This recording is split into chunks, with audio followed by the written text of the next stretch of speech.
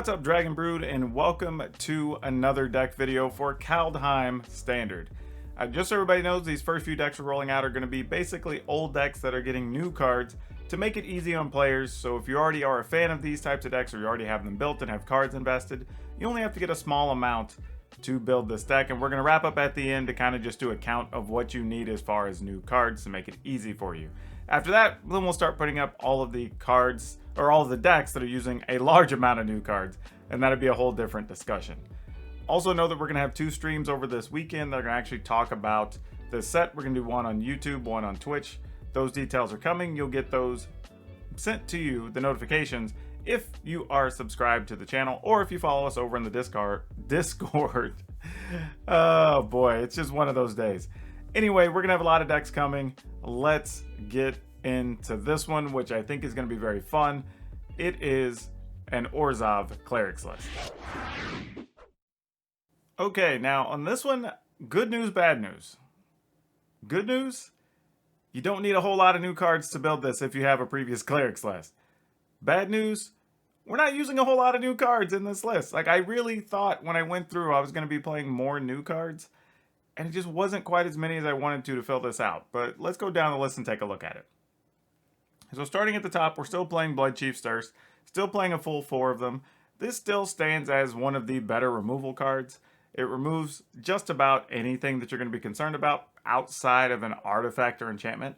So this is actually pretty cool. Gets rid of most of your problem creatures, planeswalkers, everything else. And early on in a new standard, there's going to be a lot of aggro decks, which means there's going to be a lot of 1 and 2 mana things that this actually lets you target efficiently. Playing Speaker of the Heavens. This card I think is going to be very popular in the new standard. I think there's just a bunch of decks this goes in, whether you're talking about angel decks, cleric decks like this one, mono white aggro decks, lifelink decks. Like, it fits a large variety of decks. So I expect if you haven't crafted this card already previously, you're probably going to go ahead and craft it because you're going to be playing it in multiple things. Now, admittedly, I don't want to confuse this and say this is a budget list. This is mostly if you already played a version of this, it's going to be easy on your budget to upgrade. Then we're going to play 3 Archfiend's Vessels. And I thought about playing a 4th, and I had 4 in here, and it was the 61st card, and I cut it. Like, I had to get the list down to 60, and unfortunately, it was a casualty. But I could totally see it being more than reasonable to play an additional one of these. The reason I cut it is because I cut down the number of ways to recur creatures because of the way the deck's set up. I don't think we're going to need to as often. The previous version, I believe, had an extra copy of Aura and also played Lurrus, and that was a big deal. So Lurrus is no longer in the list, but we still have Agadeem's Awakening, we still have Aura, so there's still some chance you'll get it back out of the graveyard, but it's not as likely. Playing 2 copies of Dire Tactics, and Dire Tactics is still a pretty sweet card, right? You have a bunch of humans in the list, so it's not too hard to really stick that and get what you want. But if you do have to take some damage, it's fine if you just get the biggest problem creature out of the way. And it exiles, which is the other big thing. It has no chance of coming back from the graveyard, which of course if people are hitting you with something like Kroxa or whatever, even with the ability on the stack, you could blast Kroxa and get rid of it. So that's another good thing you've got going there. And then we're playing 4 Luminarch Aspirant. This is one of the few clerics in here that actually doesn't help us in some way as far as like drawing cards or gaining life. But the ability to just keep pumping your creatures every turn is just too good to pass up. I've had multiple games where I have just Luminarch Aspirant, and that alone has won the games, you know, just showing up late. So can't really turn away from that card. The counter also protects your creatures from Heartless Act, which is another thing you got to consider. Going back to the top here, we've got Null Priest of Oblivion. Oh, I got stuff just popping up there. There we go. Null Priest of Oblivion. Playing 2 of these. I forgot about this card actually when talking about Archfiend's Vessel, but this is another way you can get something out of the graveyard.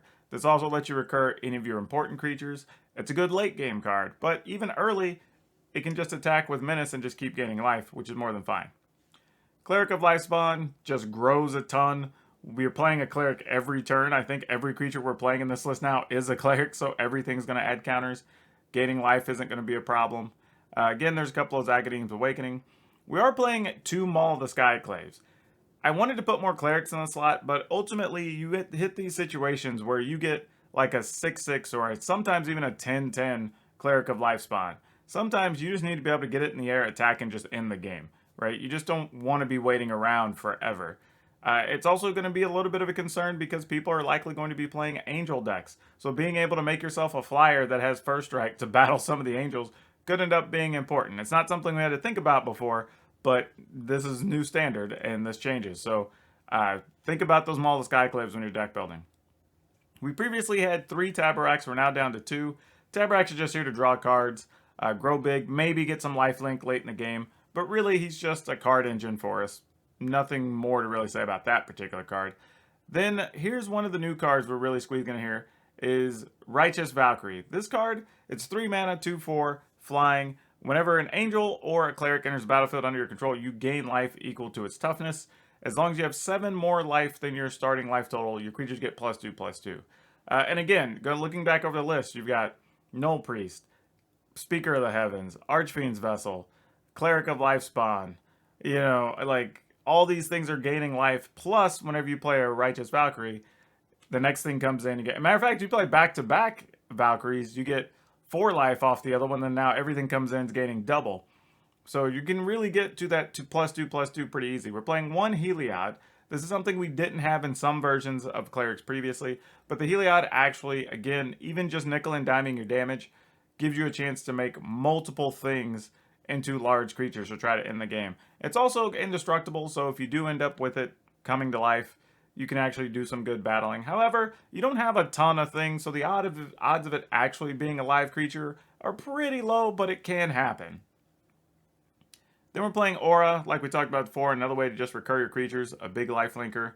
And then we're playing 2 Glorious Protector. This is another card that I hesitated on in deck building, but as it turns out, I think I really want this for 2 reasons. The first is we're not playing a whole lot at the upper end anyway. We have Aura and our double face lands, really. But this is actually really neat in the sense that you have enough low mana things that say turn 4, turn 5, you could play this, put it down with Foretell and still cast something. Or you can just set it aside and then just have it there in case of emergency. And this is a great card. Okay, when it's 4 mana for 3/4, it has Foretell for 3, flying flash. When it enters the battlefield, you exile any number of non-angel creatures you control until this card leaves the battlefield. This can actually let you protect a key creature if you want to, you know, just to keep it from dying. You can also use this in response to something like Shatter the Sky or Extinction Events, right? You can put this into play, remove everything else, then Extinction Event happens, all your stuff comes back, right? So you can actually just keep the pressure up that way, which is huge because even if you foretell this on, say, like your turn 3, turn 4, if the opponent does that the next turn, boom, you're protecting your whole team, and that's actually pretty powerful. It's also just a flyer. So this is a card I don't remember there being a lot of hype about it. As a matter of fact, I may even have skipped it in my reviews because of the time of day it came out at one point. But this is one I actually think is a really good angel that I haven't seen a lot of people talk about. So really consider that in your deck building. And then there's the other couple of Amaria's calls. As far as land, really not doing anything special here. We're just going with Bright Climb Pathways, Plains, Swamps, Temples of Silence. We could go with snow-covered lands if we wanted to. There's not a lot to consider. I will say this, though. There is the 4/4 Draugr something. It's a zombie cleric. I did consider playing 2 of those at one point. It's a 4/4 for 4 mana. If you play that, then go ahead and play the snow lands because it allows you to tap snow lands to play your opponent's cards. I will say in the future, if I were to build a sideboard, there's a good chance I would go ahead and play the snow lands so that I could play those Draugr in the sideboard. Because I think that could be a good sideboard card against smaller creature decks. But just something to think about.